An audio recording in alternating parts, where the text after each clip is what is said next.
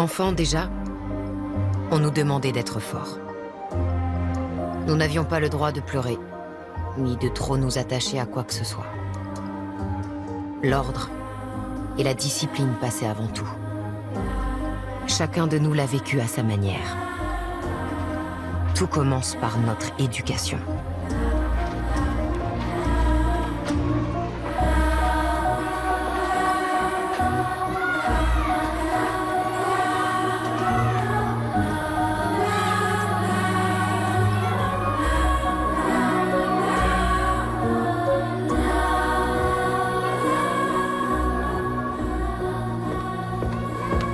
J'ai grandi dans une famille tout à fait normale, comme tant d'autres. J'étais protégée et entourée. Et j'avais un nom que j'aimais. Elsa. Chérie, t'as pas vu mon sac? Il est pas dans la chambre? Non, je le trouve Mais pas. depuis, j'ai dû souvent changer de nom. Où est-ce que tu l'as encore fourré? J'y ai pas touché, moi. Papa, tiens, c'est un dessin pour toi.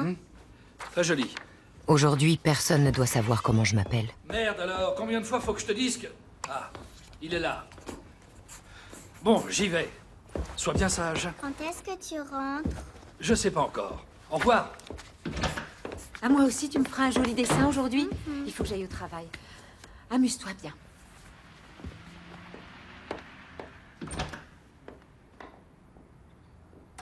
Bonjour. Elsa est en train de dessiner. Je file. À ce soir. À plus tard. Bonjour, tu vas bien, ma jolie? Papy, tu es là! Ma petite Elsa. Je t'ai manqué? Oui, beaucoup. Oui.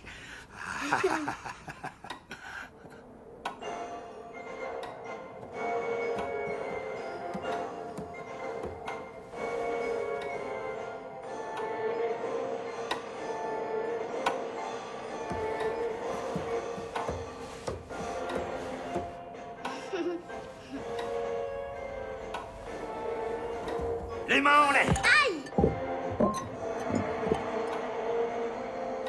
Sors de là, les mains en l'air. Zastreliuniemka. Ha! Ha ha ha, sale bolochique, je t'ai eu! Pan, pan! Oh, on dit bolchevique.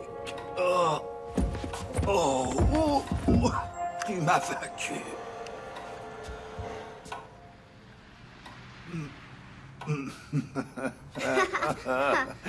C'était vraiment très bien, ma petite. Je suis très fier de toi. Elsa. L'ennemi était sournois, mais tu as été plus maligne. Et maintenant, oh, garde à vous, soldat Elsa. En récompense pour votre bravoure face à ces hordes venues d'Asie, j'ai le plaisir de vous remettre la médaille d'honneur de l'unité SS Heimwehr Danzig. Quelle est notre devise, soldat Elsa? Pour le Führer, le peuple et la patrie. Exactement. Mon grand-père était tout pour moi. Je l'aimais. Et j'adorais ses histoires sur le Troisième Reich.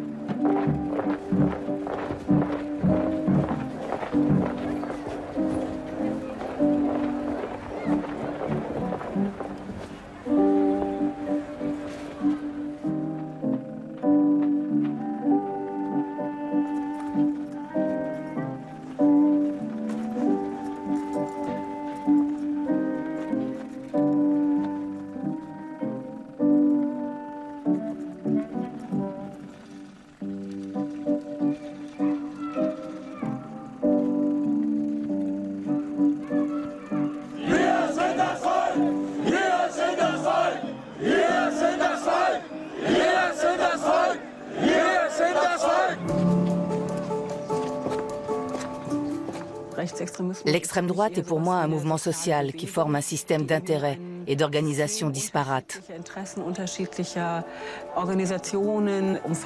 Et c'est en marge de ce système que la droite populiste vient se greffer. Les idées d'extrême droite sont tenues pour des vérités. Et dire qu'on est dans le vrai, c'est supposer que tous ceux qui pensent autrement sont dans l'erreur. L'injonction d'être fort et de ne montrer aucune faiblesse est clairement ancrée dans l'environnement familial, dans l'éducation. Les enfants doivent adopter la même idéologie que leurs parents. Et dans une société ouverte et attachée à la démocratie, c'est compliqué.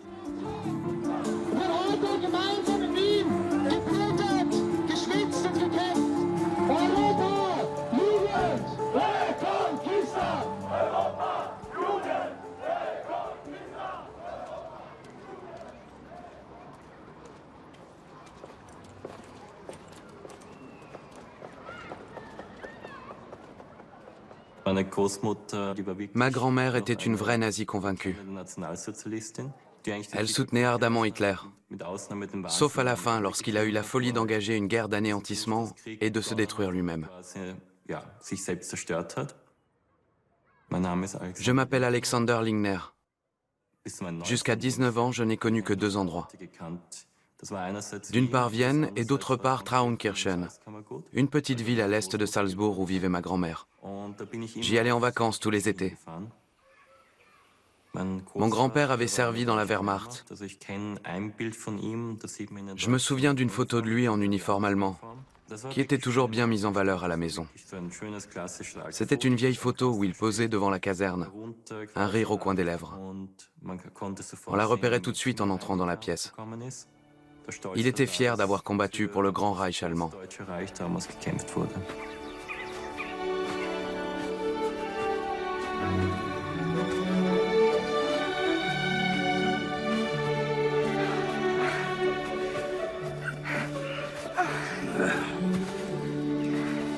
Regarde un peu ces belles montagnes, Elsa.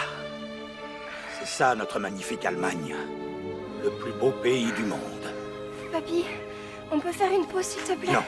Pourquoi faire? Nous sommes bientôt arrivés au refuge. Nous allons faire tout le trajet sans nous arrêter. Seuls les lâches abandonnent.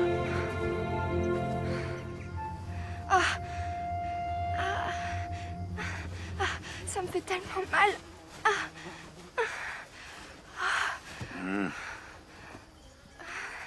Un soldat allemand ne connaît pas la douleur. Tiens, bois un peu. Il faut que tu apprennes à être fier de tes blessures.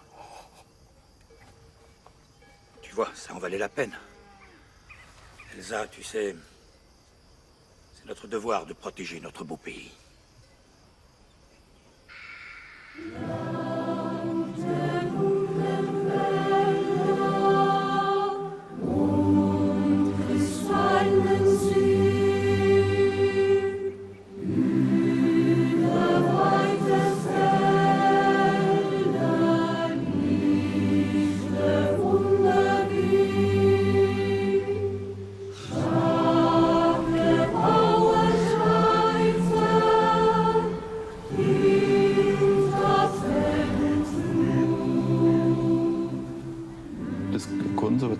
Conservateur révolutionnaire. C'est exactement l'expression qui convient. Nous ne sommes pas intéressés par le changement en soi. Nous sommes tous les deux rétrogrades. Je m'appelle Götz Kubitschek. Je suis né en 1970 en Haute-Souabe, à Ravensburg-Weingarten. J'ai grandi dans cette ville et j'ai fait mon service militaire tout près de là. Je m'appelle Hélène Kozica. Je suis née à Offenbach sur le Main. Mes parents sont originaires d'Europe de l'Est. Ils viennent de Silésie. Mon enfance, comment dire, j'y repense vraiment avec nostalgie. On jouait en toute liberté et en plein air. On passait beaucoup de temps entre enfants. J'en garde de beaux souvenirs. Quand on me demande pourquoi j'ai eu autant d'enfants, ce qui ne correspond pas à la tendance actuelle, je réponds toujours que c'est parce que j'ai adoré être une enfant et que j'en garde un souvenir très joyeux.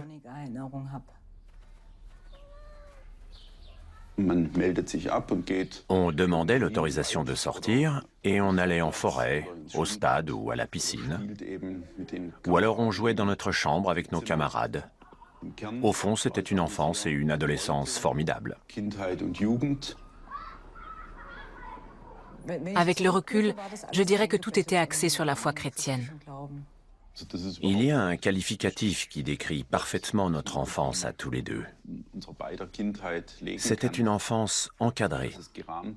Il était clair qu'on n'avait pas d'autre choix que d'aller à l'église, de faire sa communion et sa confirmation, etc. Maintenant, tout cela est laissé à la discrétion de chacun. Il existe un rite d'initiation laïque qui remplace la communion. Et même s'il y a toujours des familles protestantes et catholiques, la religion n'a plus du tout le poids culturel qu'elle avait autrefois. Tout est fragmenté. Aujourd'hui, les gens cherchent à appartenir un peu à une tribu, ce qui n'était absolument pas concevable du temps de notre enfance.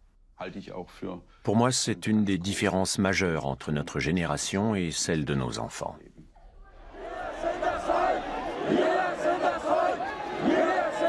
Es ist am Horizont eine neue Möglichkeit aufgegangen, eine politische Morgenröte. Und es ist eine Lust, zornig zu sein und der Politik die Zähne zu zeigen. Les méchants, ce sont toujours les autres. Voilà un principe que nous apprenons et que nous intériorisons.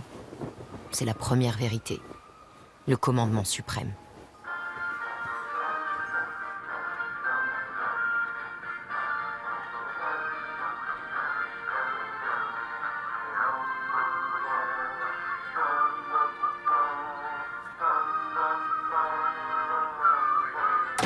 Elsa, mais qu'est-ce que tu fais là?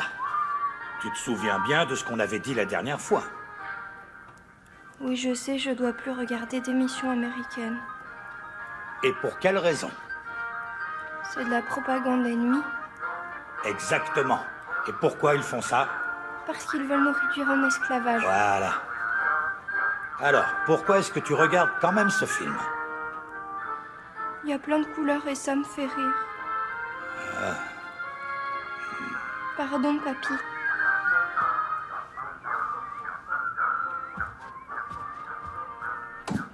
Oui. J'ai été dressée par mon grand-père comme un chien. Je devais haïr tout ce qui était étranger et apprendre par cœur Mein Kampf. J'avais vraiment peur des Juifs, même si je n'en avais jamais vu un seul. Une mère et son jeune fils vont se promener au parc. Le garçon voit un rat et veut le caresser. Mais sa mère lui explique qu'il existe des animaux nuisibles et des animaux utiles. Tu sais, Gunther, dans le règne animal, c'est comme chez les hommes. Il y a des animaux fiers et nobles. C'est le cas de l'aigle. Et il y a aussi de misérables vermines comme le rat. Tu dois respecter les premiers et te méfier des seconds. Car ils rongent de l'intérieur notre magnifique pays. Gunther comprend et hoche la tête. Et sais-tu comment s'appellent ces rats humains? Poursuit la mère. Bien sûr que je le sais. Ce sont les Juifs. Mes angoisses me poursuivaient jusque dans mes rêves.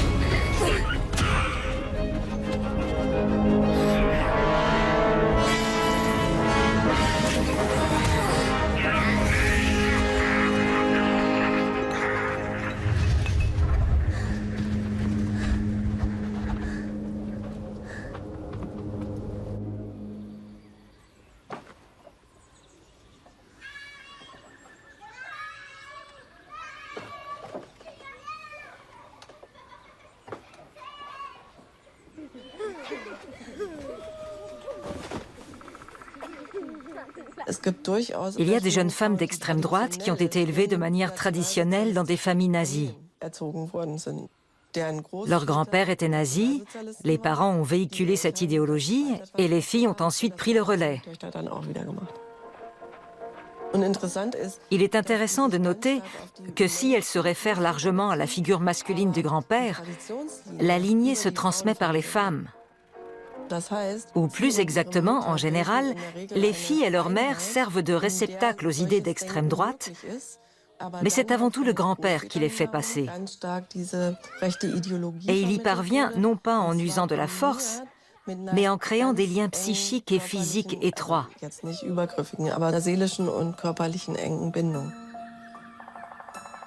L'idéologie est associée à des émotions, et les jeunes filles se retrouvent ainsi prisonnières.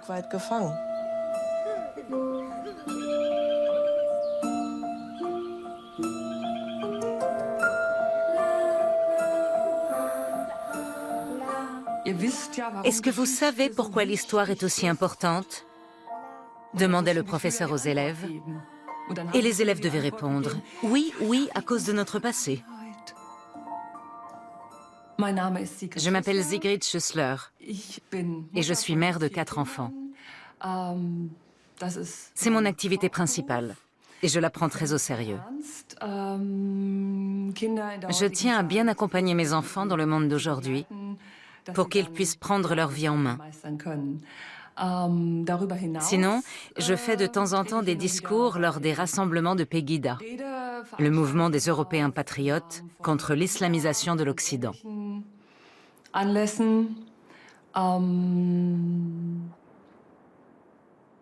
Qu'est-ce que je fais d'autre? Je vais au tribunal. À cause des discours que je tiens, je suis accusée d'incitation à la haine.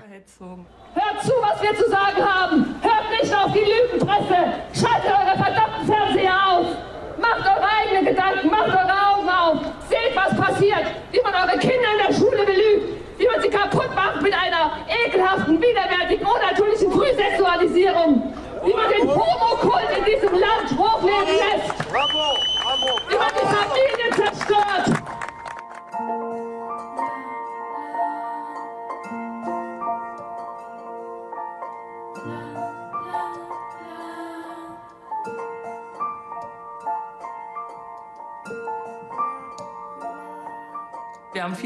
On jouait beaucoup quand on était enfant. Nos parents étaient là quand on avait besoin d'eux. Il n'y avait pas ce stress qu'on connaît tous aujourd'hui. On met les enfants dans la voiture, on les conduit d'un point A à un point B, on doit s'organiser avec les autres mamans pour que les enfants se voient. Tout ça n'existait pas avant. On était toujours entre enfants et c'était décisif. Je n'ai pas le sentiment d'avoir été conditionnée. Je dirais plutôt que des choix m'ont été proposés par mon père.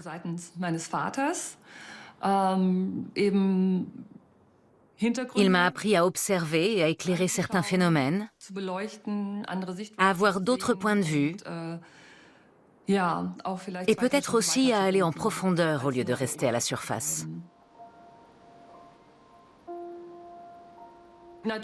Bien sûr que j'étais rebelle à l'école, c'est clair.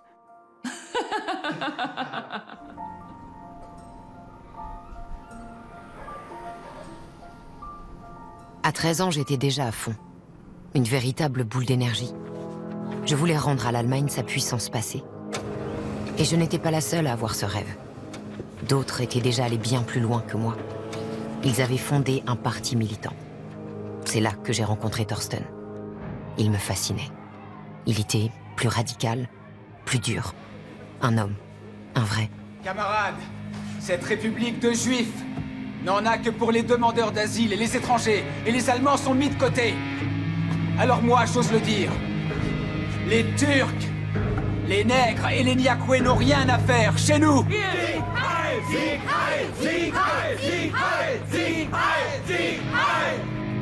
J'ai même fini par prendre en grippe ma professeure préférée. Est une sale juive. Quand j'ai appris qu'elle était juive, je n'ai plus vu en elle qu'une raclure. Oh, Elsa. Ça m'a attiré des ennuis. Ma mère et mon grand-père ont été convoqués chez le proviseur.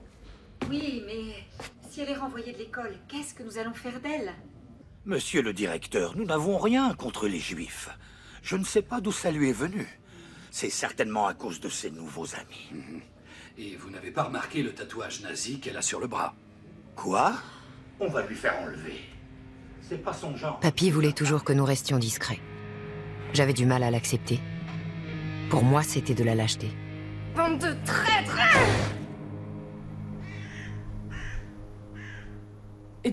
J'étais mal vue par mes camarades de classe. Plus tard, une fille m'a dit « Toi, tu racontes toujours des trucs bizarres. » Je parlais beaucoup des zones d'occupation. Je disais que nous n'étions pas un État souverain. J'abordais des sujets qui désarçonnaient les professeurs. Enfin, pas tous. Une seule, en fait. Ma prof d'histoire. Elle ne savait pas quoi répondre à mes questions. Remettre en question ce qu'on nous disait et ce qu'on nous prémâchait, c'était pour moi comme un défi. Je voulais aller en profondeur. Je voulais savoir pourquoi on ne peut pas le dire, pourquoi on ne peut pas le penser, ni en parler, ni le lire. C'est un des éléments qui m'ont amené vers l'extrême droite. Des jeunes profs 68ards ont débarqué chez nous et ils nous ont demandé de les tutoyer. Ça a été un choc pour l'école. Et curieusement, ça m'a rapproché des anciens professeurs qui voyaient bien ce qu'on allait devenir si ce genre de mentalité s'imposait. J'étais toujours du côté des profs les plus âgés, les moins populaires, les plus sévères. Je ne parlerai pas de conviction, mais plutôt... d'instinct. Voilà. De toute façon, la plupart des choses que l'on fait ne s'expliquent pas. C'est comme ça et pas autrement. On n'a pas à essayer de rationaliser notre conception de la vie. C'est lié en bonne partie à la personnalité. Il y a une part d'irrationnel là-dedans.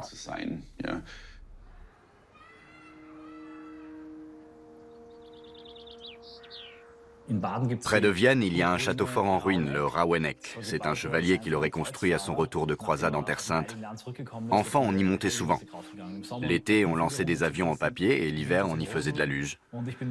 Plus tard, quand je me suis engagé en politique, j'ai continué d'y aller. Pour moi, c'est un pan de notre patrimoine. Ça représente nos traditions, nos racines, nos attaches. Quand je me trouvais en haut de cette ruine, je voyais nos ancêtres et le nuage de poussière que faisait l'armée ottomane en approchant. Vienne a toujours été le dernier bastion, le verrou qui protégeait toute l'Europe. Et c'est une chose dont je suis fier. Dans notre histoire, nous nous sommes défendus. Sans les Viennois, sans nos ancêtres, l'Europe n'existerait pas sous sa forme actuelle. Je m'appelle Martin Zellner, j'ai 28 ans, je suis viennois, étudiant et activiste au sein du mouvement identitaire. Begrüßt mit mir den Leiter der Identitären Bewegung Österreich, Martin Sellner. In Österreich haben wir in wenigen Monaten, wenn alles gut geht, die konservativste Regierung seit eh und je. Die Herrschaft von Rot und Schwarz ist gebrochen und 60% der Bevölkerung haben sich bei der Wahl für eine konservativ-patriotische Wende entschieden. Das ist großartig und ein Fenster in die Zukunft für Deutschland. Was wir tun können, und da kann jeder Einzelne von euch mitarbeiten, das ist, den Mainstream zu ändern, an dem sich die Opportunisten morgen ausrichten werden. Und das ist unser Schlüssel zum Sieg. Und genau da sind wir schon einige Schritte weiter. Und die Wahl in Österreich zeigt, was in Deutschland möglich sein kann. C'est bizarre quand j'y repense. À Offenbach, il y avait des hordes d'étrangers qui draguaient, tripotaient, ou parfois même agressaient des femmes. Et ce n'est que bien plus tard que je les ai identifiés comme des étrangers. Pour moi, c'était des cas sociaux. Au bout d'un moment, on se rend compte que ces types qui vous interpellent et vous harcèlent dans la rue, que ces cas sociaux ne sont jamais des Allemands. J'ai fini par me dire que mes enfants, j'ai eu mes 3 premiers enfants à Offenbach, ne devaient pas rester dans cette ville pour leur scolarisation. Alors on a décidé de s'installer en Allemagne de l'Est.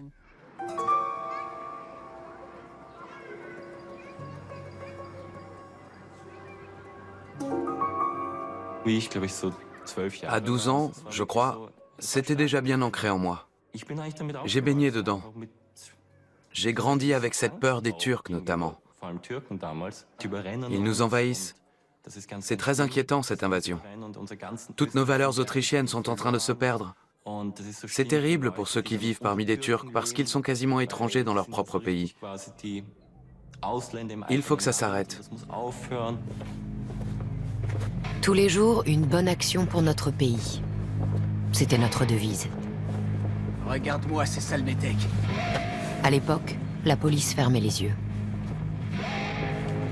Hé, qu'est-ce que vous venez foutre ici? Never. Je comprends pas ton charabia. Arrêtez. Me touche pas, espèce de vendeur de chameaux. Sale bougnoule. Prends ça. Appelez la police. La ferme. Foutez le camp d'Allemagne. Vous n'avez rien à faire chez nous. Et prends ton sale avorton avec toi. Les flics, allez, on se casse.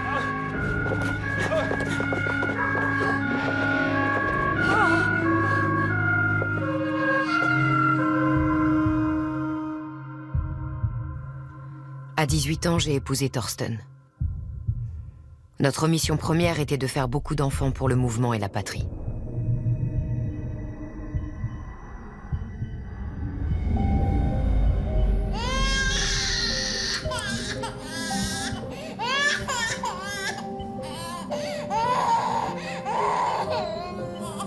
Félicitations. Votre petite fille est en parfaite santé. Comment allez-vous l'appeler? Marit. Elle s'appellera Marit.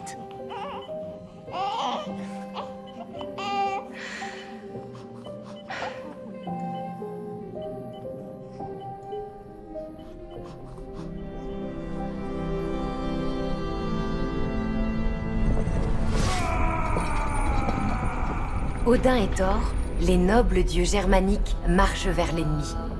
Thor conduit un char en or qui scintille au soleil. Il tient dans la main Mjolnir, son marteau, une arme redoutable que les nains ont forgée spécialement pour lui. Face aux dieux, dans l'obscure vallée céleste se dresse l'armée des démons. Elle est dirigée par Loki, le dieu fripon. Ils sont suivis du gigantesque serpent de Midgard. Il contamine la terre en crachant son venin de toutes parts. Thor provoque Midgard au combat.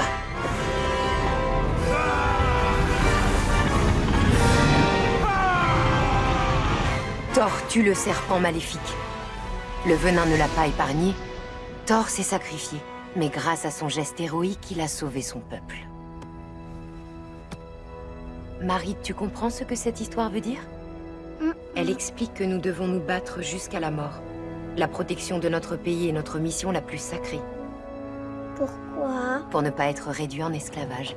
Les Germains ne doivent jamais se soumettre à un peuple étranger. Tu as bien compris?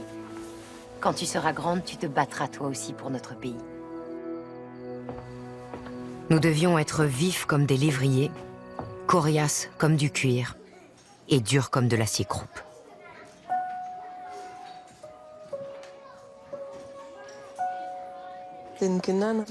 On martèle constamment aux enfants « nous sommes au bord d'une catastrophe ». Ce « nous » est toujours associé à la peur de devoir tout abandonner sur le champ et à tout moment.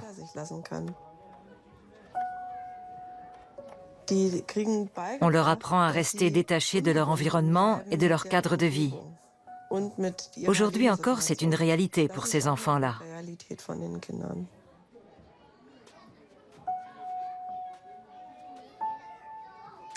Les enfants sont conditionnés. On leur laisse sans cesse entendre que la guerre peut éclater d'un moment à l'autre, que les villes peuvent être incendiées et qu'il faudra alors s'enfuir sans tarder. C'est une idée qu'on rabâche aux enfants tous les jours, en toutes circonstances. On m'a parlé d'un cas où des parents avaient dépensé les 3,50 € qui leur restaient pour acheter du collier et des pansements. Ils voulaient avoir une valise prête pour prendre immédiatement la fuite si jamais la guerre éclatait la nuit. Ce sentiment, on le transmet aux enfants quotidiennement. Il est possible qu'on te fasse sortir du lit pour s'enfuir parce que l'Allemagne est en train de s'effondrer.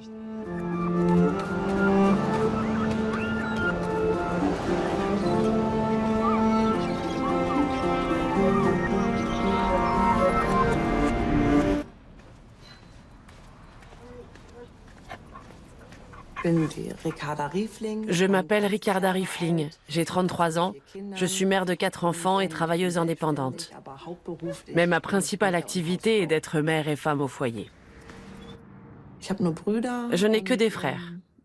Alors automatiquement, j'ai été traitée par mon père comme une princesse. J'étais une fille à papa. Mes parents tenaient à ce que je respecte certaines règles. C'est ce que je faisais, et ils m'ont toujours laissé assez d'espace pour m'épanouir. Hinter uns ist ein Acker, auf dem vor vielen Jahrzehnten Schreckliches passierte. Noch immer pflügt jedes Jahr der Bauer hier über die Marken der Soldaten, über die Gebeine der Soldaten, die immer noch dort liegen. Auf einem solchen Acker hat sich unser Staat, in dem wir hier leben müssen, errichtet. Es ist nicht unser Staat. Ein System, was sich auf einem solchen Boden aufbaut, muss bekämpft werden und wir müssen auch solche Tage nehmen, um ein deutliches Zeichen zu setzen, dass wir einen solchen Staat, der seinen eigenen Toten nicht gedenken kann, will, nicht haben wollen und ihm uns entgegenstellen. En gros, je peux dire que j'ai vraiment eu une enfance heureuse et équilibrée. En fait, je n'en garde que de bons souvenirs. Je pourrais parler pendant des heures de ce qu'on faisait. La nuit, on restait éveillé parce qu'un veau était venu au monde dans la ferme voisine. J'y passais tous les jours avant d'aller à l'école, pour m'assurer que tout allait bien. J'ai même réussi à convaincre les fermiers de me laisser le nourrir. J'y allais avant et après les cours. Voilà le genre de choses qui me motivaient petite. Nous étions de plus en plus agressifs. Les foyers de demandeurs d'asile étaient incendiés les uns après les autres. Notre parti a été interdit. Mais pour nous, ce n'était pas la fin. Marit, le petit veau a l'air d'être costaud. On va l'aider à sortir. Approche. Regarde, ça on le place ici, tu vois? Oui. Et la corde, on l'enroule autour des pattes. Voilà. Et maintenant, on va y aller tout doucement. On va aider le petit veau à sortir. Mets ta main. Comme ça? Oui, c'est très bien. Ça glisse. Attends, ne l'aide pas trop. Le veau doit se battre, sinon plus tard il ne sera pas assez fort. C'est pareil que chez les hommes. D'accord, papa. Allez, viens. Ensemble. Allez, viens. Le voilà. On a bien travaillé. On aura bientôt assez de bêtes pour survivre à n'importe quelle guerre.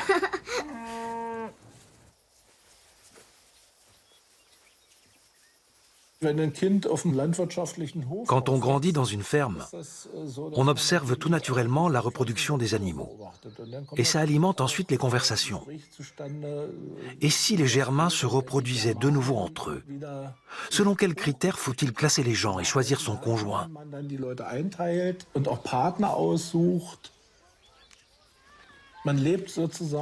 L'enfant est immergé dans une conception sociale darwinienne de la reproduction qui lui paraît tout à fait naturelle. Les hommes sont comme les chevaux, les chiens et les chats. Toute la vision du monde repose sur l'idée centrale que le culturel découle du biologique. Autrement dit, la génétique des individus et du groupe détermine leurs valeurs culturelles, leur degré de civilisation. C'est le principe fondamental de cette idéologie.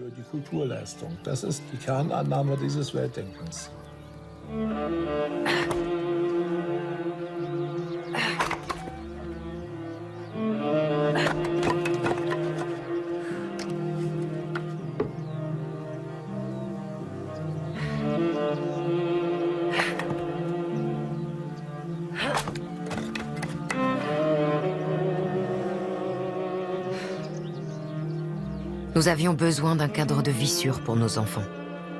Nous avons donc quitté la ville pour la campagne et trouvé un nouveau refuge avec des gens qui partageaient nos idées. Une communauté où nous pouvions vivre comme nos ancêtres.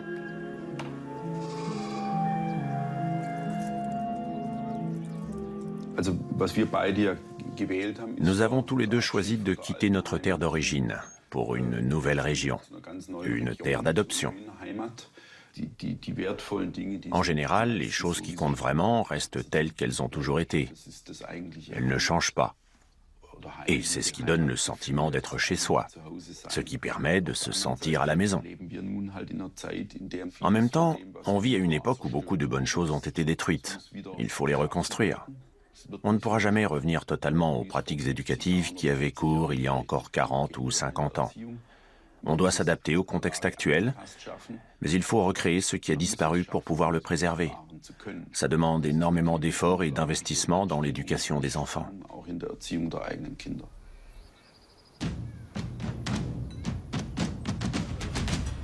Camarades, bonsoir.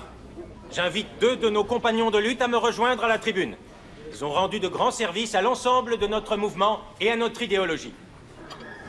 Il est grand temps maintenant de les accueillir au sein de notre communauté comme il se doit. On acclame Elsa et Thorsten. Bravo, bravo, bravo. Chère Elsa, cher Thorsten, tous ceux qui sont dans cette salle sont issus d'un peuple d'origine nordique. Notre être tout entier est marqué par le divin et les lois immuables de la nature. Vous engagez-vous aujourd'hui à vivre en harmonie avec ces mêmes lois de la nature? Nous nous y engageons. L'humanité se compose de différentes espèces qui sont constamment en conflit. Vous engagez-vous à faire de la préservation et du développement de notre propre espèce le but ultime de votre vie? Nous nous y engageons. L'homme a la capacité d'accéder à l'immortalité à travers ses descendants qui perpétuent son héritage. Cet héritage précieux ne doit pas être souillé par des espèces étrangères. Vous engagez-vous à assurer la descendance de notre peuple dans le respect de cette pureté? Oui, nous nous y engageons. Bienvenue à vous. Bravo. Bravo, bien vu.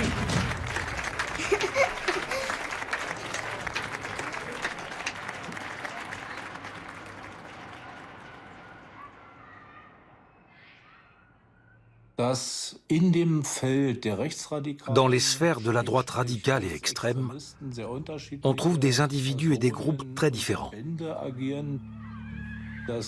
C'est un processus qui s'inscrit sur de longues années. Il y a notamment ceux, peu nombreux, qui quittent ces mouvements politiques après avoir grandi au sein de structures familiales radicalisées. Leurs parents, leurs grands-parents, leurs frères et sœurs, leurs oncles et tantes sont membres d'organisations nationalistes qui se réclament d'une idéologie raciale.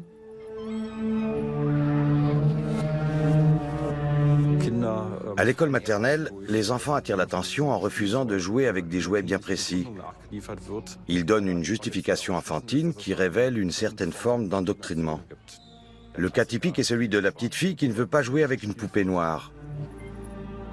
En milieu scolaire, certains exemples extrêmes témoignent d'un phénomène que j'appellerais l'endurcissement des enfants, et qui est de toute évidence le fait des parents. L'hiver, les enfants ont froid parce qu'ils portent systématiquement des vêtements trop légers. Ou alors ils n'ont manifestement pas assez à manger, non pas qu'ils viennent d'une famille pauvre. Simplement, les priver de nourriture pendant un certain temps fait partie du programme d'endurcissement. Nos enfants ne pouvaient jouer qu'avec ceux de nos camarades. Et les filles devaient impérativement porter des jupes. L'idéal aurait été d'avoir nos propres écoles maternelles et primaires pour que les enfants apprennent la discipline absolue.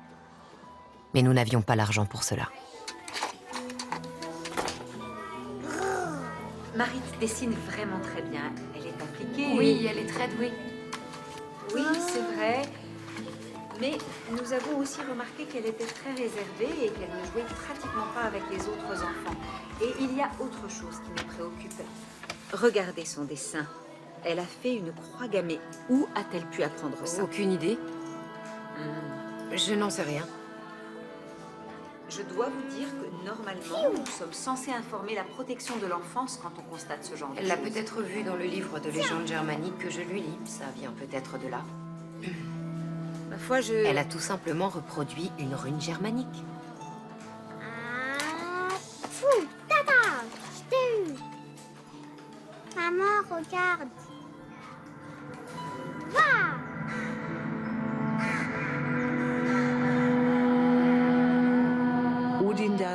Odin a créé l'homme et la femme à partir d'un frêne et d'un orme.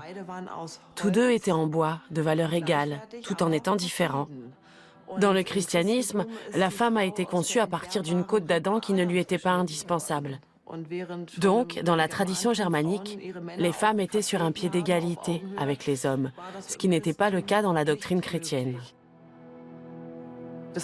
Le christianisme est une religion qui vient du désert, qui a été introduite de force en Allemagne. Et je crois que l'histoire peut se répéter quand on pense aux croisades qui ont eu lieu ici, à la christianisation forcée. Qui sait s'il n'y aura pas un jour une islamisation forcée de notre pays?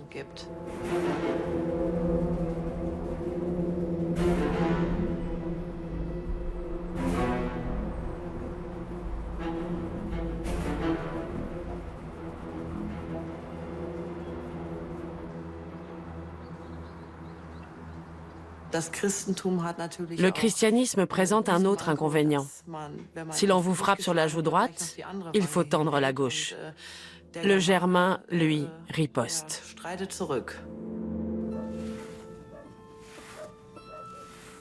Maman, pourquoi j'ai pas le droit de dessiner cette croix? Tu m'as dit que c'était le symbole de Thor. Tu peux le dessiner ici, mais ne le fais surtout pas à l'école. Sinon, ils vont prévenir la police et tu iras en prison. Les gens qui sont à l'école ne nous aiment pas. Parce qu'on est bien mieux et bien plus intelligents qu'eux. C'est pour ça. Alors Thor doit les combattre.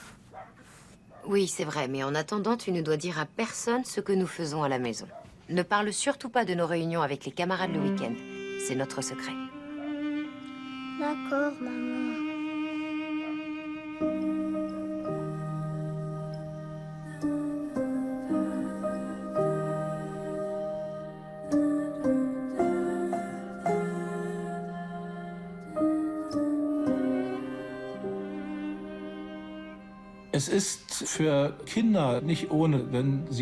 Pour les enfants, ce n'est pas évident d'aller le matin à l'école, de suivre un programme donné en histoire ou en sciences naturelles, puis de rentrer chez eux, dans une ferme par exemple, où l'on est acquis aux idées nationalistes et où on leur inculque une toute autre façon de penser. En plus, ils doivent travailler dur avec les animaux, les chiens, et le tout est accompagné d'une idéologie bien particulière.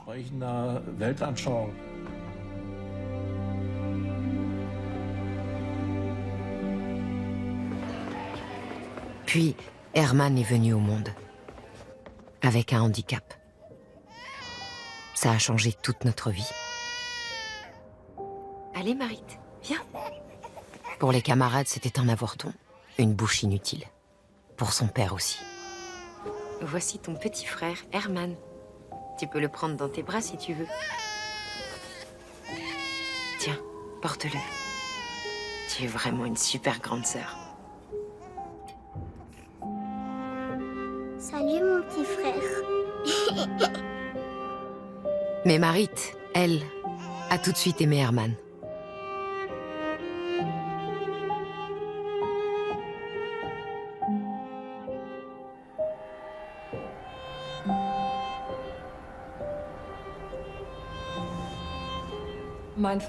Mon père était toujours en première ligne.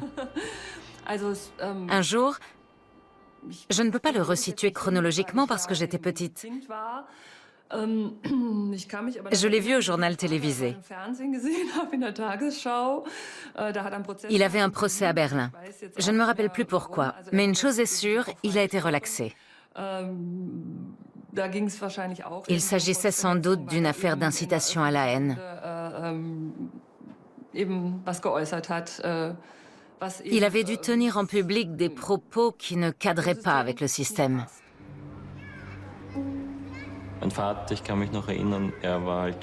Quand mon père entrait dans une pièce, il faisait claquer ses talons, comme on avait l'habitude de le faire à l'époque.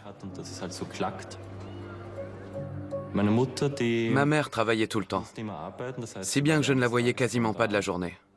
Par contre, mon père était omniprésent. Il ne me lâchait pas. Il était toujours là dans ma vie, sauf quand j'allais à l'école, bien sûr. Mon père attachait une grande importance aux notes. Il me faisait prendre des cours particuliers dès qu'il voyait que mes résultats scolaires baissaient un peu. Il tenait à ce que je marche droit et que je file doux, Et surtout, je ne devais pas moufter quand il me donnait un ordre. Mon père nous a toujours clairement dit qu'on devait être récompensé quand on faisait du bon travail, qu'on s'acquittait de sa tâche. Je l'ai d'ailleurs vite compris parce qu'il ne nous donnait de l'argent de poche que si on avait obtenu de bonnes notes ou donné un coup de main à la maison. Il nous répétait sans cesse « il faut travailler » ou bien « ce sont les faibles qui baissent les bras » ou encore « per aspera ad astra », c'est-à-dire par des sentiers ardus jusqu'aux étoiles. Bref, il fallait retrousser ses manches. Pas question de traîner au lit toute la journée, on devait se lever tôt pour faire ce qu'on avait à faire. Pour nos parents, il était très important qu'on ait de bonnes notes.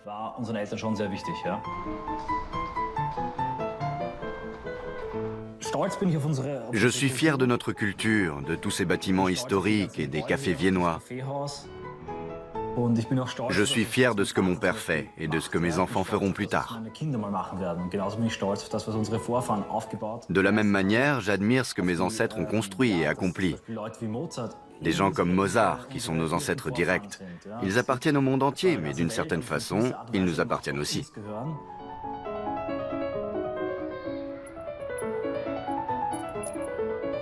Nous sommes plus intelligents, meilleurs de naissance. Celui qui est physiquement différent n'est pas des nôtres. Nous sommes l'élite.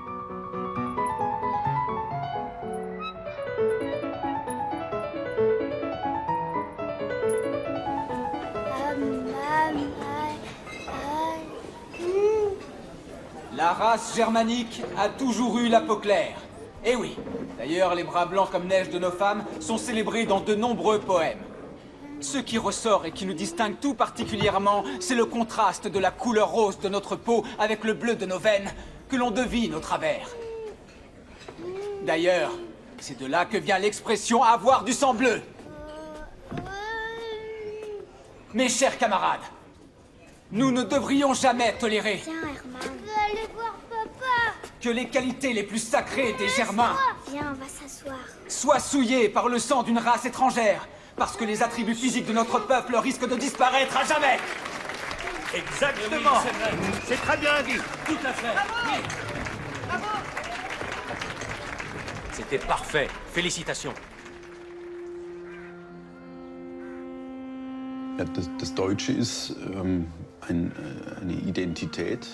L'identité allemande s'est construite dans un espace défini, sur une période historique donnée et au sein d'un peuple particulier. Elle a imprégné ce pays en profondeur et dans tous les domaines de la vie, au point qu'elle a fini par devenir unique en son genre. Au fil des siècles, elle s'est sensiblement démarquée de ce qui l'entourait. Et elle a trouvé son expression propre dans le monde.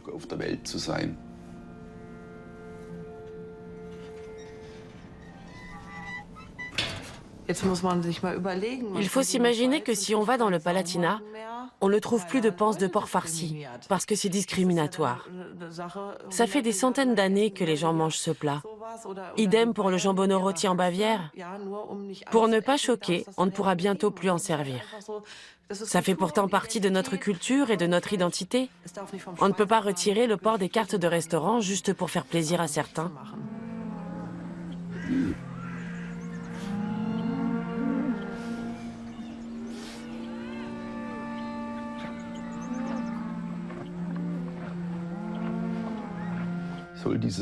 Ce peuple doit-il assurer sa pérennité?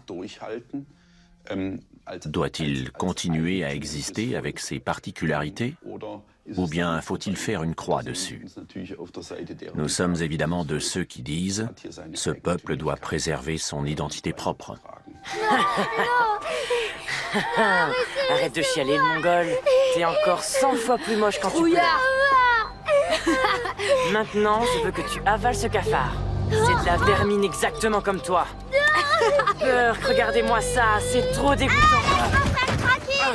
Hé, lâche-le, petite merdeuse. Arrête.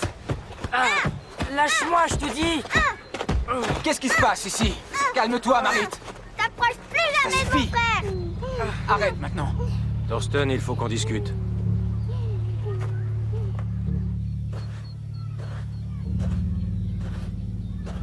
Écoute-moi bien. Ça ne peut plus continuer comme ça.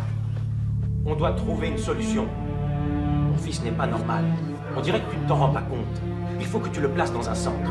Mais enfin, tu as perdu la tête. Qu'est-ce que tu racontes? Herman est mon fils, je le garde. Elsa, ressaisis-toi. Grégor veut nous aider. C'est pourtant simple. Maintenant que Thorsten va devenir mon adjoint, son devoir est d'être un modèle, une figure d'autorité pour notre communauté. C'est impossible avec un fils comme ça. Herman est aussi fort que tous les autres. Je crois que tu ne comprends pas la situation. Les enfants qui ont un handicap comme le sien sont aussi intelligents et courageux que les autres. C'est prouvé scientifiquement. Ils ont juste besoin d'un peu plus de temps pour apprendre. Ah oui? Et toi, Thorsten, qu'est-ce que tu en penses? Dans ce cas, je ne peux rien faire pour vous.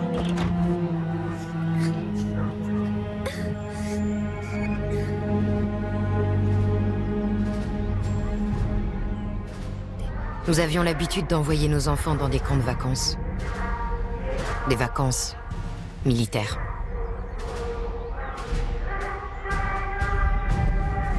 Comptez. 1, 2, 3, 4, 5, 6, 7, 8. C'est toi qui seras puni s'il fait encore une seule bêtise. C'est compris?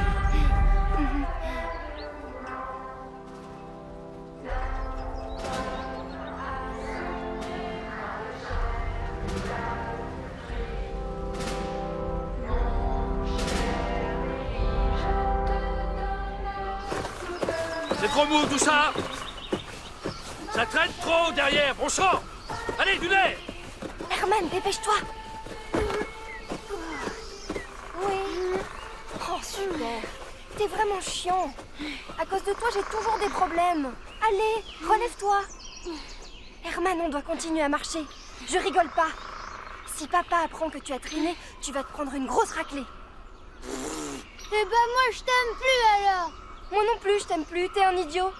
Ah, ils sont là. Ben alors, qu'est-ce que vous faites? On n'avance pas à cause de vous. Rentrez au camp et allez à la cuisine. Vous allez travailler là-bas jusqu'à notre retour. Tu as compris? Oui, c'est compris. J'ai rien entendu, Herman. Herman, s'il te plaît.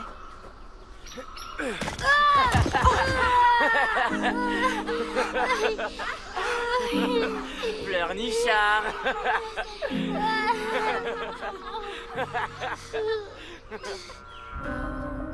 Au regard des témoignages que nous avons recueillis, il apparaît que les enfants partent ensemble dans des camps de vacances nationalistes ou orientés à l'extrême droite. Un exemple bien connu est celui des camps de vacances, la HDJ, une organisation de jeunesse d'extrême droite qui a été interdite il y a quelques années. Mais d'autres organisations lui ont succédé. Aux dernières nouvelles, ces camps ne se situent plus en Allemagne depuis plusieurs années. On nous a parlé de la République tchèque et aussi de la Suède l'été dernier. Les camps nationalistes existent toujours, sous des formes différentes. La HDJ n'est pas réellement dissoute. Ce sont toujours les mêmes réseaux qui opèrent. Bien sûr, au besoin, ils peuvent changer l'enveloppe extérieure. Ce n'est pas un problème, d'autant que les groupes nationalistes qui envoient leurs enfants dans ce genre de camp fonctionnent eux-mêmes largement en réseau. Non seulement ils communiquent par mail, mais ils se rencontrent régulièrement lors de diverses manifestations, au solstice d'été et d'hiver par exemple. Bref, le camp de vacances nationaliste qui a pour vocation l'entraînement militaire et le développement personnel des enfants n'est qu'un élément d'un programme qui s'étend sur toute l'année.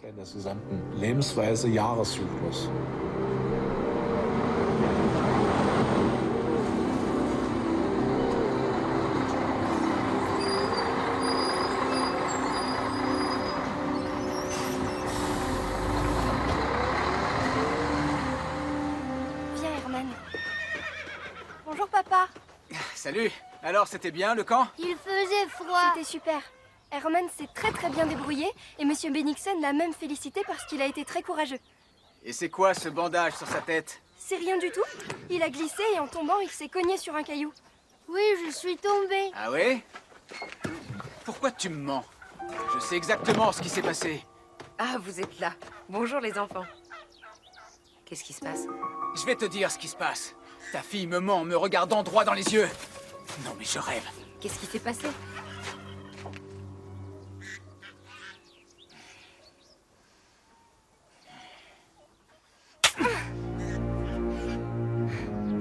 Pour mon mari, frapper les enfants était une méthode d'éducation tout à fait normale. Son châtiment préféré était de leur faire passer la nuit dans les tables glaciales.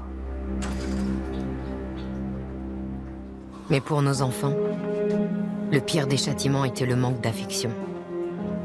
Ça les rendait malades.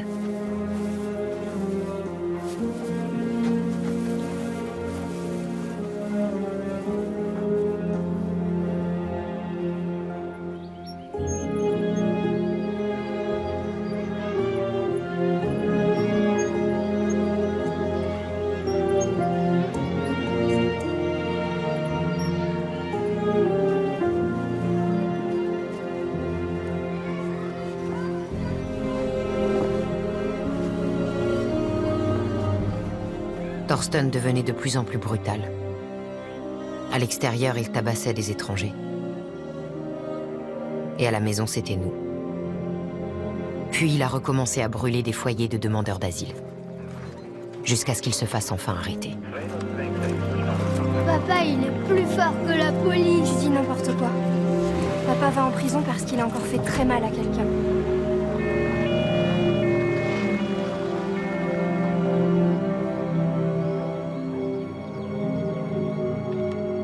Le conseil d'école a décidé qu'il valait mieux que Marit change d'établissement.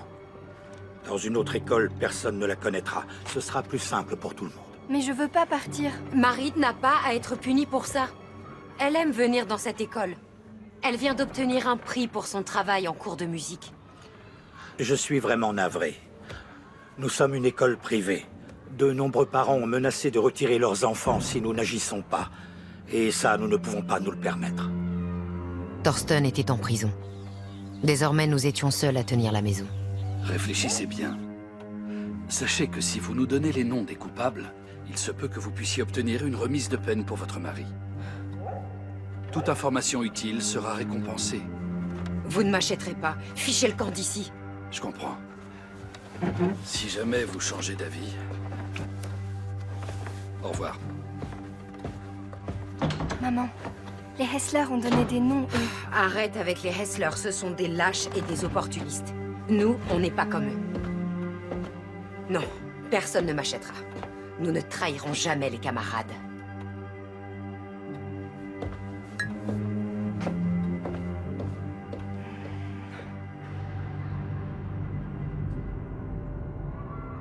Nos enfants sont notre propriété. Nous croyons en notre éducation. Les enfants apprennent à souffrir sans gémir.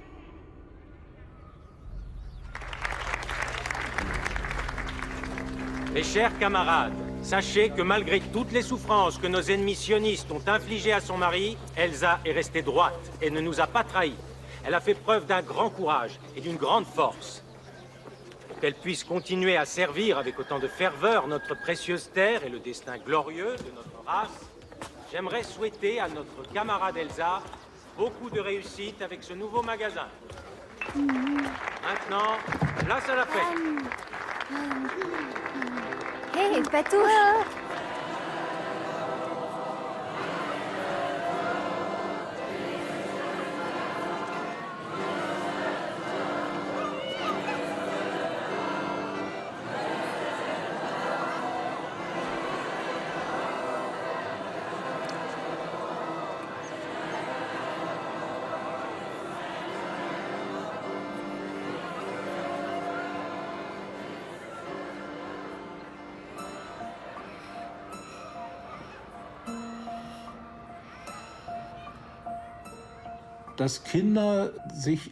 Les enfants prennent part au travail idéologique ou missionnaire.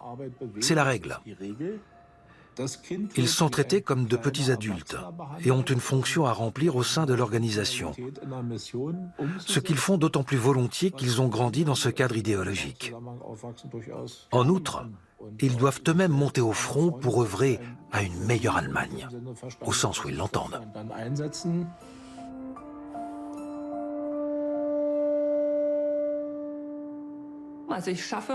Je laisse une certaine liberté à mes enfants. J'essaie de déceler leurs talents et je leur laisse assez d'espace pour qu'ils puissent s'épanouir.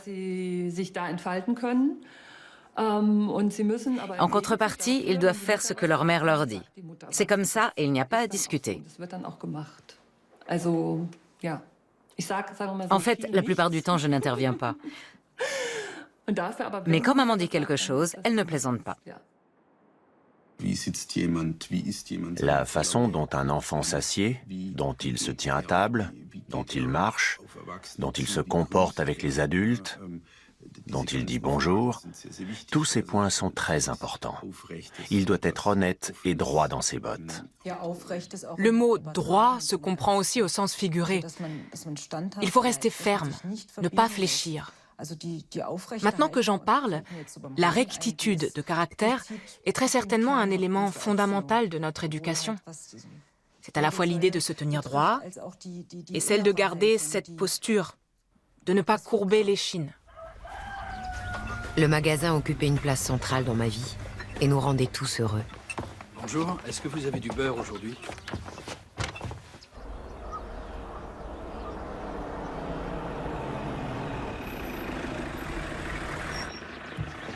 Voilà pour vous. Qu'est-ce que c'est? Je sais pas. Est-ce que tu peux t'en occuper pendant que je sers les clients? Bonjour.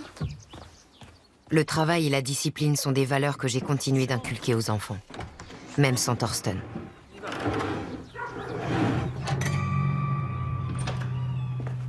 Il ne fut plus question de camp de vacances.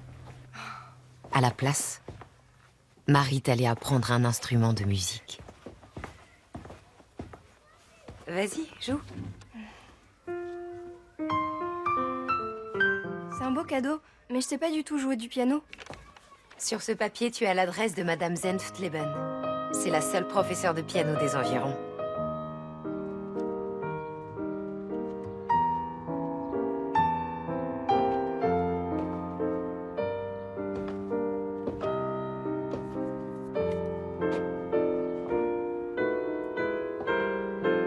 Non, non, qu'est-ce que tu fais? Arrête, pourquoi est-ce que tu joues avec autant de raideur? Pourquoi tu t'arrêtes? Mais vous venez de dire que je... Non, non, non, non, non, continue.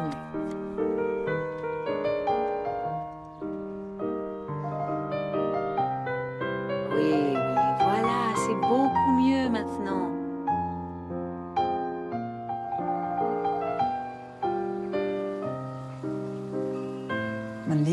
Nous mettons en pratique nos valeurs et c'est dans ce cadre qu'on élève nos enfants. L'idée que les aptitudes d'un enfant naissent de nulle part est totalement fausse. Bien évidemment qu'elles viennent de quelque part. Tout est question de discipline et de disposition à l'effort, dans l'apprentissage d'un instrument de musique, dans le sport, à l'école. Prendre sur soi suppose une maturité d'esprit qu'un enfant de 10 ans n'a pas forcément. Mais c'est à la portée d'un jeune de 15-20 ans. Donc il doit faire les choses jusqu'au bout. Il doit finir son verre et finir son assiette. Simplement, il ne faut pas la remplir à ras-bord et l'obliger à tout manger. Il y a deux valeurs essentielles pour moi, la persévérance et la discipline. C'est important. Quoi qu'on fasse, il faut le faire bien et à fond. Puis Thorsten est sorti de prison. Papa est là! Papa, papa! Salut toi. Mais rien n'était plus comme avant. Salut.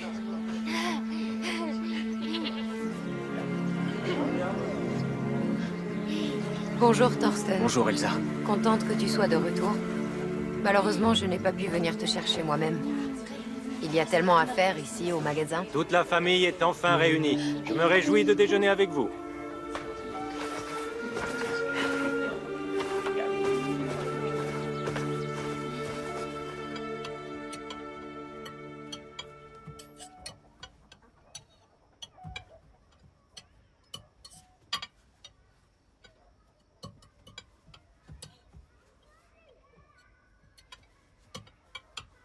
Quand est-ce qu'on lance la prochaine action? Comment ça? Je suis d'attaque. Thorsten, tu devrais te reposer un peu d'abord. Je me suis reposé ces 18 derniers mois. Maintenant, je veux passer à l'action. Tu dois te rendre compte que la situation a changé. Dans un premier temps, il vaut mieux que tu te fasses discret. Et comment je me fais discret? Tu pourrais travailler avec ta femme. Elle tient les rênes du magasin comme personne. Ça te pose un problème? Non, pas du tout. Thorsten, tu peux distribuer des tracts. À part ça, il n'y a pas grand-chose d'autre à faire.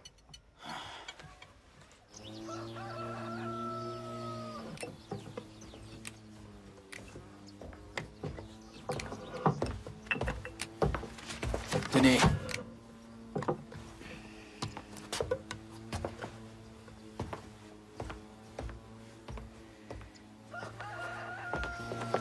On peut pas laisser ces tracts ici. Et pourquoi?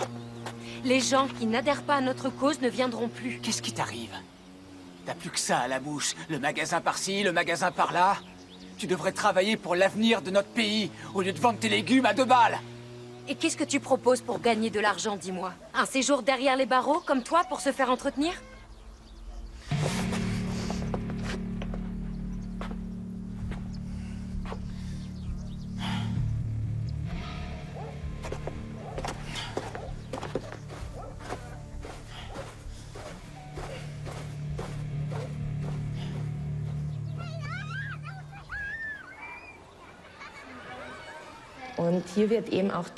Il est clair que le sexe est une instance fondamentale dans les mouvements d'extrême droite.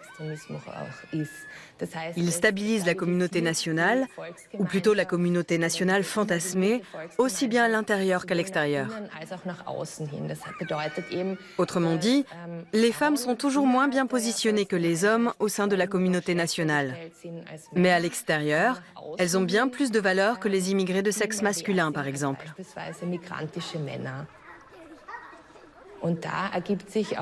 Et justement, si les femmes s'engagent à l'extrême droite, c'est entre autres parce qu'elles s'y sentent valorisées. Même si elles sont souvent discriminées et défavorisées à l'intérieur du groupe, elles font partie intégrante de structures hégémoniques et peuvent exercer leur domination sur des personnes extérieures.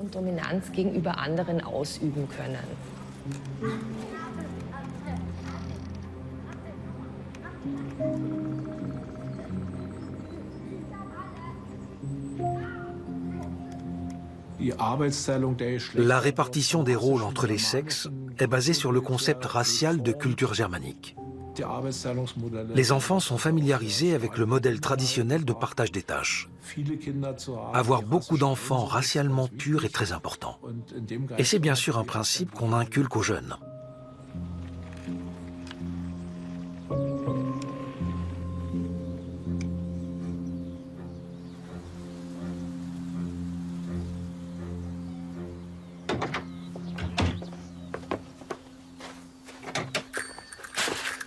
Non mais attends, tu vas où comme ça? Tu sors pas de la maison avec ces habits d'Amerloc. Maman m'a dit que j'avais le droit de le mettre seulement pour l'école et les cours de piano.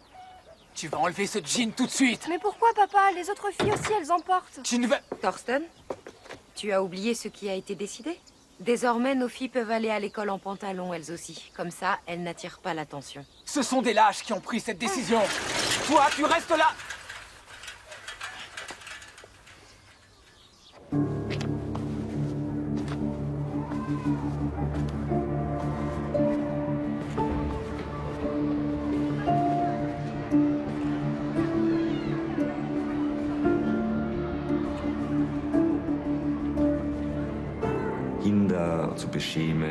Le fait d'humilier les enfants, de ne pas reconnaître leurs valeurs, de les rendre durs comme l'acier croupe et coriaces comme le cuir, est toujours associé au nazisme et à l'extrême droite.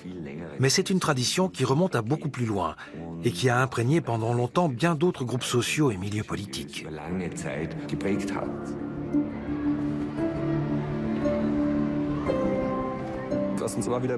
On nous rapporte sans cesse que les enfants issus de familles nationalistes notoires sont très discrets et ne se font remarquer que par un haut degré de discipline et d'obéissance en classe.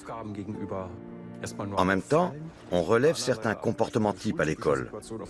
Lors d'une bagarre dans la cour de récréation, par exemple, ces enfants adoptent toujours les mêmes gestes pour étrangler leurs camarades et se battre avec eux.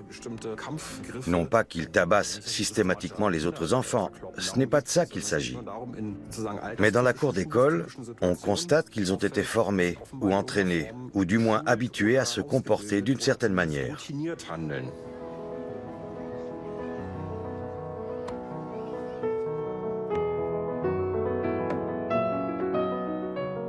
Pour Marit, le piano était la seule échappatoire. Très bien, Marit. Maintenant, pianissimo, tout doucement, comme nous l'avons étudié. Voilà, c'est excellent, Marit, formidable. Très bien.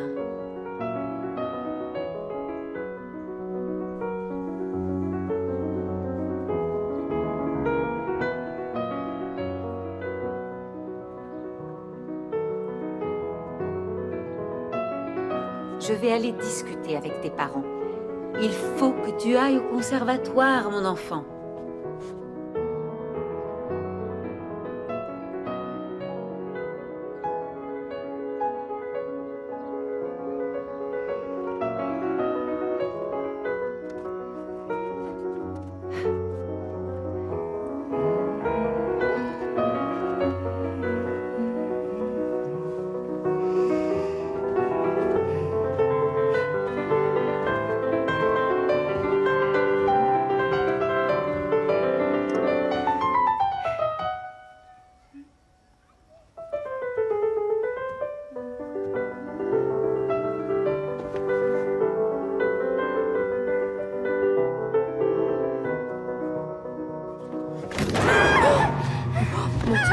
Ça suffit maintenant! J'en ai par-dessus la tête!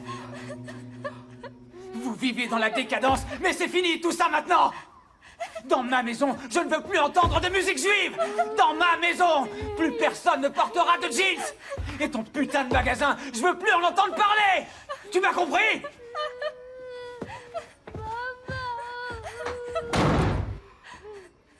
Sommes-nous prisonniers de notre propre éducation? Qui sont nos amis? Et nos ennemis? C'est nous. C'est nous qui avons les cartes en main. En tant que parents, c'est à nous d'appliquer les règles qui nous paraissent justes. Je pense qu'avec notre éducation, nos lectures et les enseignements qu'on en tire, notre argumentaire, notre expérience de la vie, avec notre ancrage dans la vie réelle, c'est une certitude que nos enfants sont bien armés. Qu'un de nos enfants se retrouve chez les Antifas et qu'on pleure non pas en se prenant dans les bras, mais en se jetant des pierres à la tête, ce n'est pas concevable pour nous. Et ce n'est pas lié à des convictions politiques. Ça vient de notre mode d'éducation. Absolument. Nos enfants ont des repères stables, comme on dit en sciences de l'éducation et en psychologie.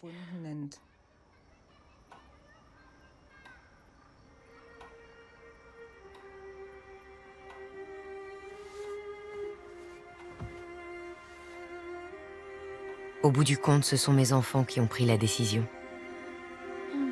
Pas moi. Toute seule, je n'aurais jamais pu couper les ponts.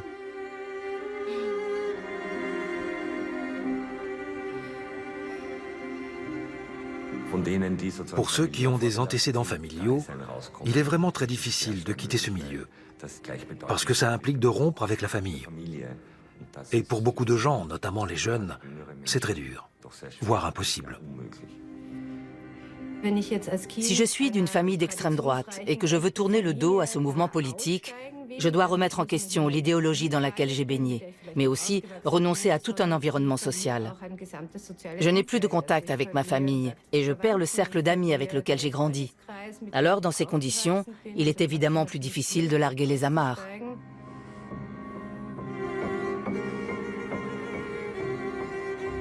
Vous êtes sûr de vous? Ça ne va pas être facile pour vous.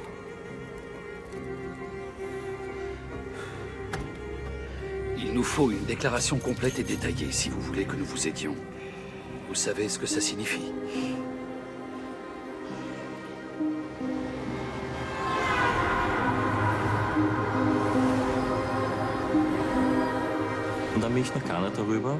Je suis parti au Canada pour mes études. Et c'est à ce moment-là que j'ai commencé à réfléchir, parce que j'étais entouré d'étudiants étrangers. Je n'ai pas pris une décision ferme à mon retour en Autriche, mais disons que l'idée a germé en moi. Quoi qu'il en soit, il est clair qu'avant le Canada, j'avais des opinions racistes. Je tenais des propos du style « les sales Turcs dehors » ou bien « les métèques dehors » ou encore « l'Autriche aux Autrichiens ». Thorsten n'avait plus le droit d'approcher de la maison ni des enfants. Mais lui et ses camarades s'en moquaient complètement. Pour eux, nous étions les traîtres qu'il fallait éliminer. Qu'est-ce que vous fabriquez? Laissez-nous faire!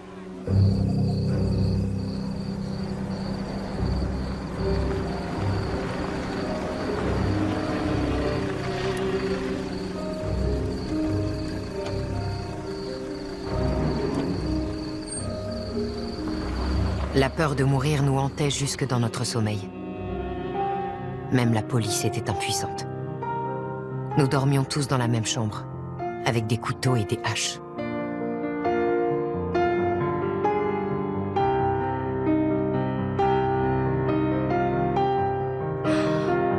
Ça suffit maintenant!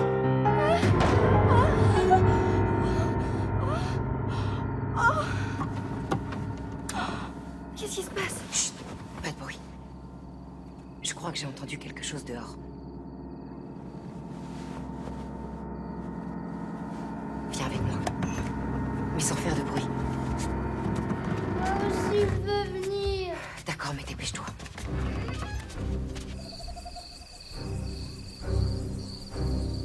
La maison, les amis, les animaux, il a fallu tout abandonner.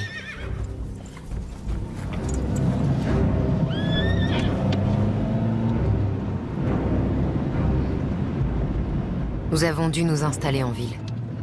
Ils ont réussi à nous retrouver. Alors nous avons dû de nouveau déménager. Nous avons même été obligés de changer de nom lorsqu'ils ont tenté de kidnapper Marit.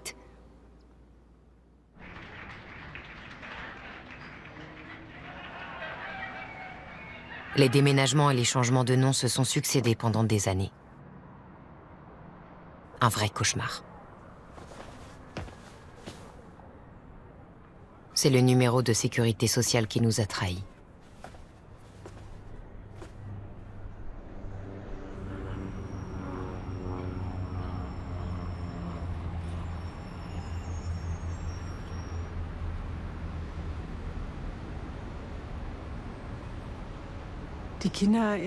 Les enfants qui grandissent dans des familles nationalistes ou extrémistes sont évidemment des cas très délicats pour les pédagogues. Mais l'extrême droite a un impact bien plus large. Si on veut combattre l'extrême droite et les courants antidémocratiques, il ne s'agit pas seulement d'arracher les enfants à ces milieux. Je pense que c'est compliqué, car de quel droit l'État peut-il interférer dans les structures familiales et leurs méthodes d'éducation ? Malgré tout, nous devons proposer une autre voie à ces enfants et les aider à s'en sortir.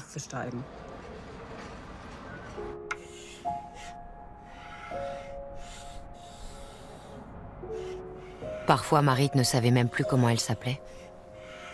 Lisa, Mona, Frida. Elle voulait reprendre son ancien nom.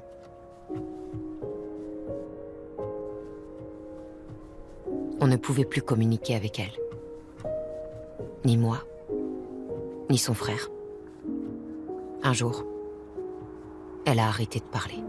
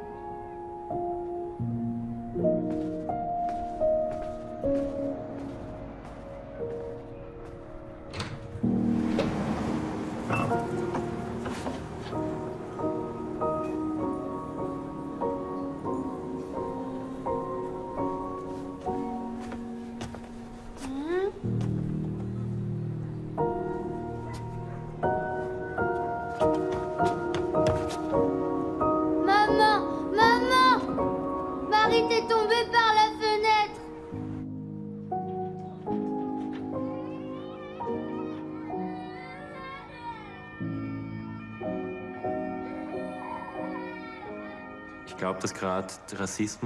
Je pense que le racisme se nourrit de la peur de l'inconnu, la peur de sortir de chez soi. Je suis moi-même resté longtemps enfermé entre 4 murs, car je m'y sentais en sécurité. Le jour où je me suis enfin décidé à quitter mes 4 murs, je me suis dit,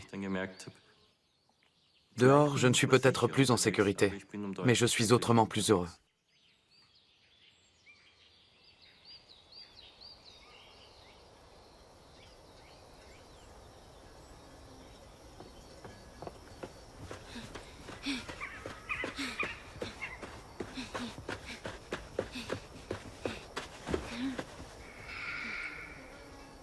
Tu crois que Marit nous voit de tout là-haut?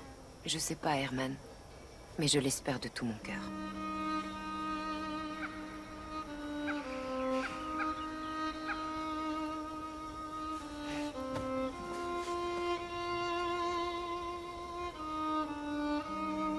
Je m'appelais Elsa. À moi aussi, il m'arrive souvent de vouloir reprendre mon ancien nom. Mon éducation a été fortement marquée par l'idéologie nazie. Beaucoup d'entre nous sont toujours prisonniers de cette idéologie, sans même en avoir conscience.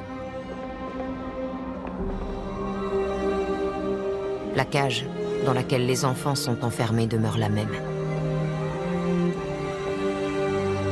Reste à savoir comment en échapper.